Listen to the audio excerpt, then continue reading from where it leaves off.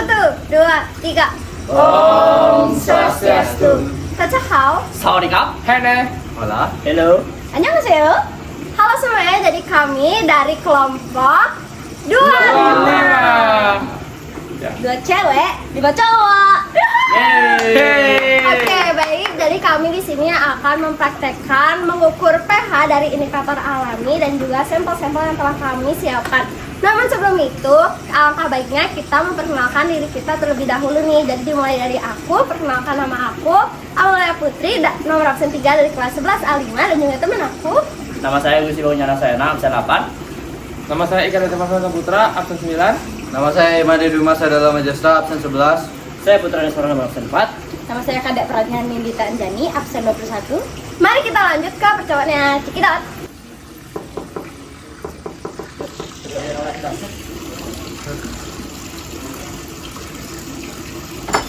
Woi tunggu kok diajak nih?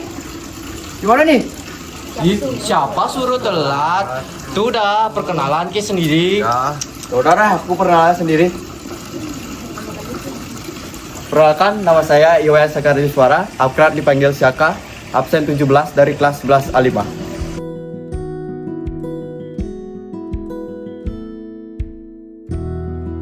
Hai semuanya, kembali lagi sama aku Amal dan juga teman aku Anya. Nah, jadi kita di sini bakalan mempraktikkan nih, kita bakal mengukur pH. Jadi dia ini termasuk asam atau basa. Nah, kalau kalian bisa nebak, ini apa ya guys? Ini apa ya? Tanda tanya banget kan.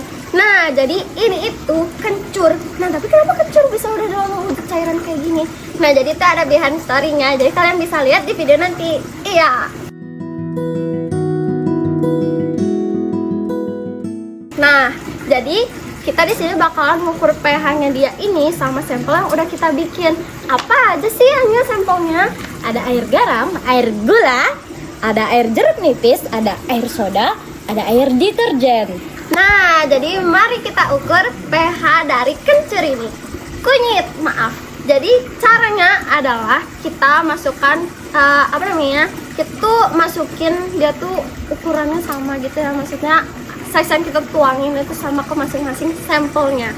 Jadi mari kita mulai, bisa tolong bantu apanya.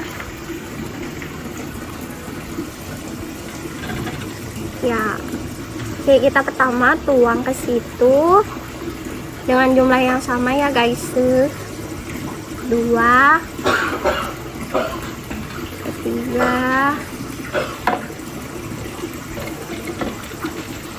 4, dan juga kelima.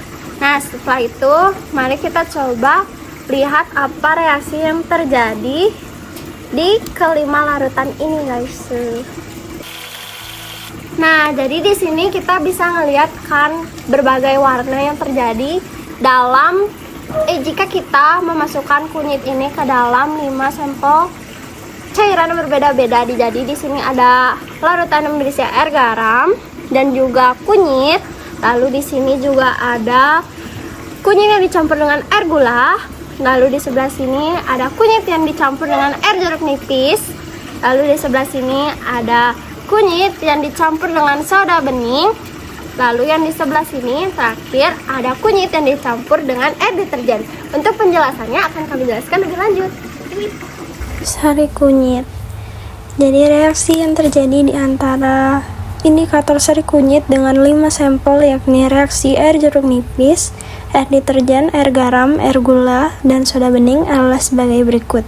Yang pertama adalah reaksi sari kunyit dengan air jeruk nipis akan membentuk asam dan mengandung warna kuning cerah dengan kandungan asam sitrat yang mempertahankan struktur kurkumin tetap stabil. Lalu yang kedua, reaksi sari kunyit dengan air deterjen bersifat basa dengan warna merah kecoklatan. Molekul basa bereaksi dengan kurkumin menyebabkan perubahan struktur kimia. Lalu yang ketiga, reaksi sari kunyit dengan air garam bersifat netral dan tetap berwarna kuning. Garam adalah hasil netralisasi sehingga tidak mengubah struktur indikator. Lalu yang keempat ada reaksi sari kunyit dengan air gula bersifat netral karena sukrosa bukan merupakan asam maupun basa sehingga tidak ada reaksi kimia yang terjadi. Lalu yang terakhir, reaksi sari kunyit dengan soda bening bersifat asam lemah dengan warna kuning cerah. Karbon dioksida terlarut membentuk asam karbonat atau H2CO3, menjaga warna kuning tetap stabil.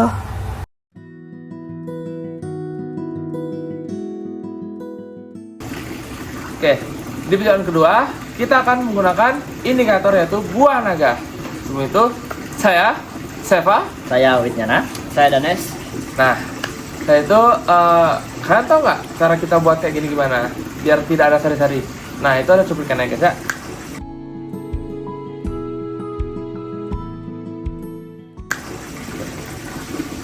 Selanjutnya, kita akan menuangkan indikator ini, indikator buah naga ini ke sampel-sampel yang ada di sini. Nah, sampel yang pertama itu adalah air garam dan jeruk nipis.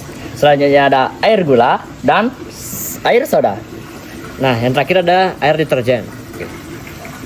Nah, mari kita tuangkan indikatornya.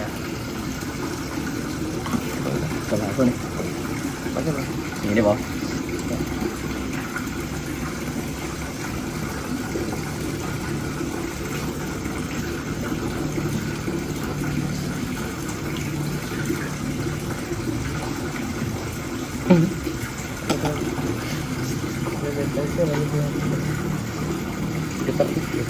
Oh, kental ini.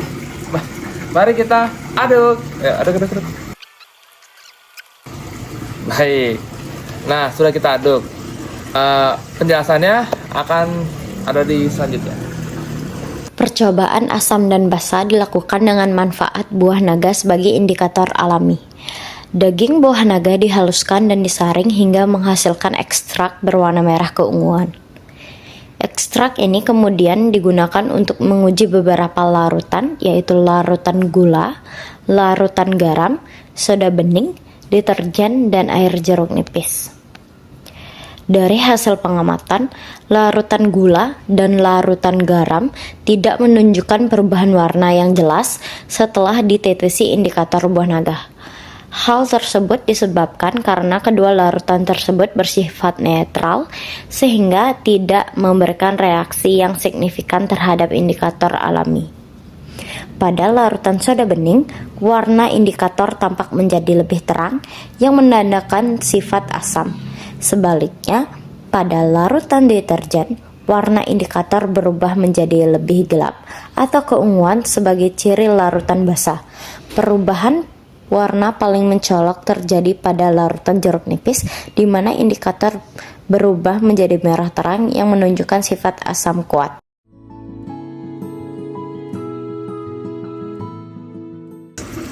Baik, di perjalanan ketiga ini kita akan menggunakan indikator alami yaitu Ini kita akan menggunakan indikator alami dari kembang kertas. Videonya ada di sebelah.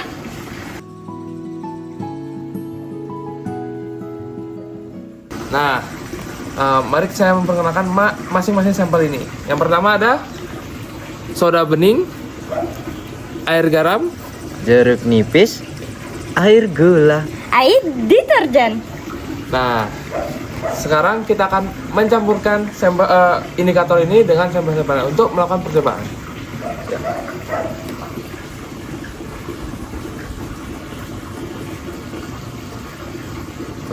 Ya. Sekarang ari.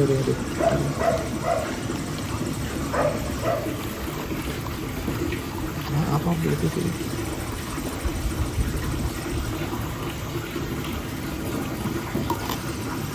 Yang terakhir.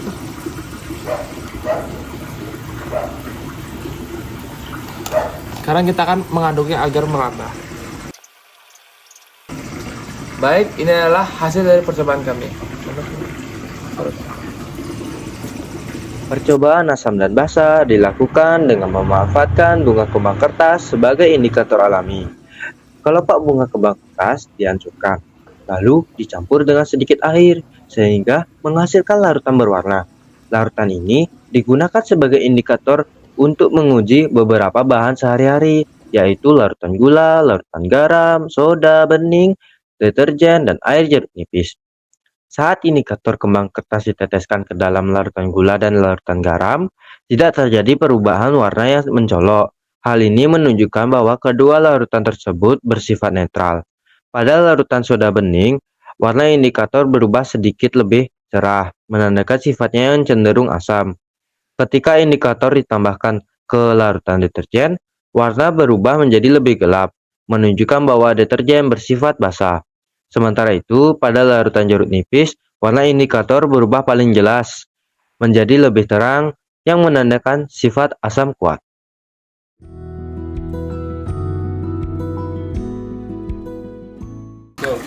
Halo semuanya, balik lagi sama aku Amel dan temen aku.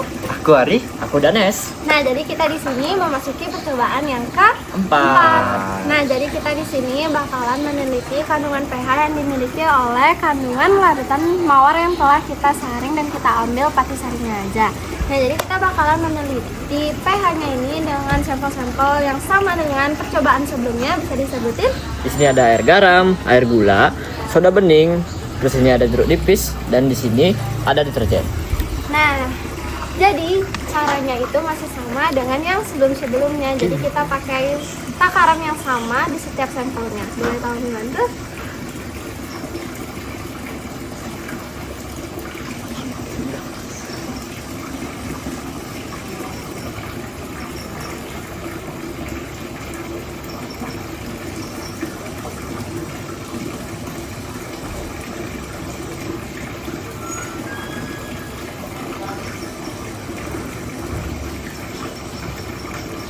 Nah, setelah itu kita bakalan nyoba ngaduk nih.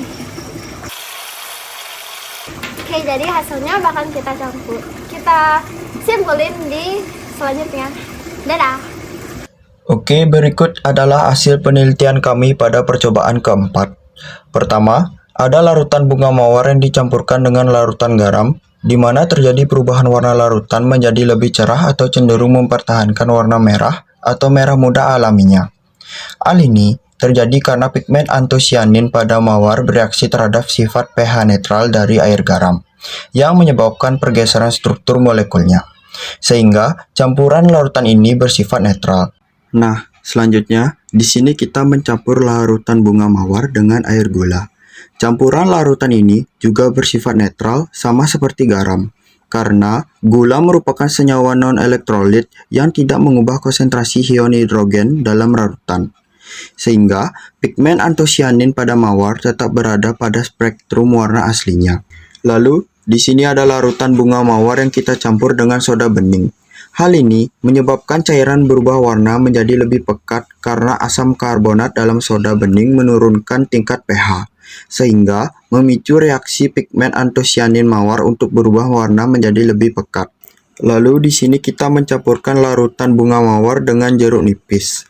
Hal ini menyebabkan larutan juga menjadi lebih pekat dikarenakan kandungan asam sitrat yang kuat pada jeruk nipis menurunkan pH secara drastis. Lalu yang terakhir ada larutan bunga mawar dengan deterjen. Larutan mawar akan berubah warna menjadi kuning kecoklatan karena deterjen bersifat basah kuat yang mengubah struktur pigmen bunga secara drastis.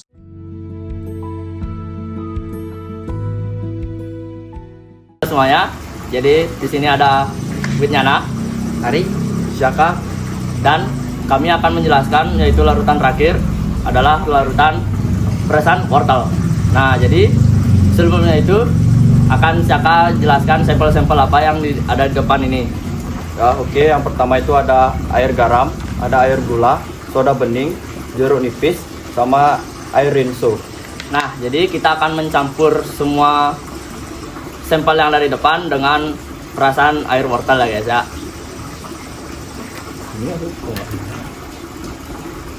masak madu. Jangan dicampur. Tahan. Warnanya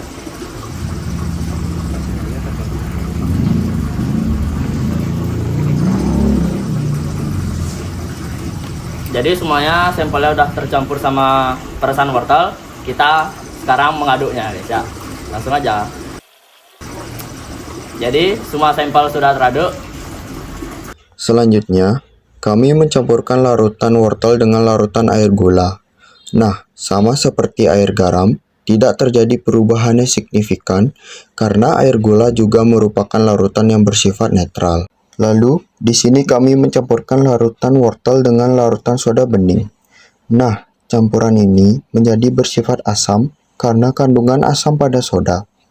Namun, warna wortel tidak berubah secara signifikan karena pigmen karotenoidnya stabil. Nah, selanjutnya, kami mencampurkan wortel dengan perasan jeruk nipis, yang dimana campuran ini akan menghasilkan larutan asam tanpa terjadinya perubahan warna yang drastis.